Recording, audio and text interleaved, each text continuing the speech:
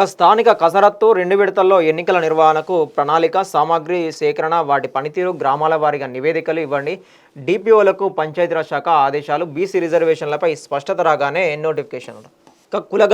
కులగణన డేటాతో సంక్షేమం, అర్హులైన వారందరికీ పథకాలు ఇచ్చేందుకు వాడతాం. ఈ డేటా సామాజికంగా తెలంగాణ ఆరోగ్య పరిస్థితిని తెలియజెప్పే హెగా హెల్త్ రిపోర్టు. కులగణన అధ్యయన నివేదికపై సీఎం రేవంత్ రెడ్డి ప్రభుత్వానికి నివేదిక సమర్పించిన నిపుణుల కమిటీ కేబినెట్లో చర్చించి ఈ నెలాఖరులో విడుదల. ఆయా రంగాల్లో ప్రాతినిధ్యంపై మంత్రులకు ప్రజెంటేషన్. నివేదికలో 242 కులాల వెనుకబాటుతనంపై ర్యాంకింగ్ నివేదిక ఏదైతే సమర్పించిందో కులగణన అధ్యయన నివేదికకు ప్రభుత్వానికి సమర్పించిన నిపుణుల కమిటీ అయితే ఉందో దాంట్లో 242 కులాలు ఉన్నాయి. ఆ కులాలకు సంబంధించి వాళ్ళ వెనుకబాటుతనము ఎవరైతే ఉంటారో వెనుకబాటుపోయిన కులాలు వాళ్ళకి ర్యాంకింగ్ కూడా ఇస్తారంట. ఎవరు వెనుకబడి ఉన్నారని చెప్పేసి వాళ్ళని మొదటి లిస్టులో పెట్టి వాళ్ళని ఆర్థికంగా కావచ్చు, రాజకీయంగా కావచ్చు, సామాజికంగా కావచ్చు ముందు తీసుకెళ్లే ప్రయత్నం అన్నట్టు.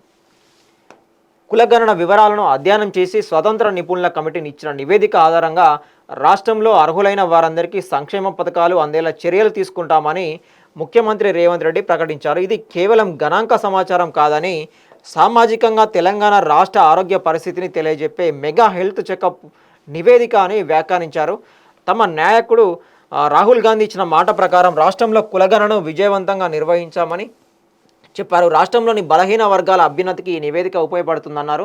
ఆయా వర్గాల స్థితిగతుల విషయంలో పట్టణ గ్రామీణ ప్రాంతాల మధ్య వ్యత్యాసాలకు కారణాలకు కూడా అధ్యయనం చేయాలని ఈ సందర్భంగా ఆయన నిపుణుల కమిటీ కోరారు. ప్రజల అవసరాలను గుర్తించి సరైన సూచనలు ఇవ్వాలని విజ్ఞప్తి చేశారు.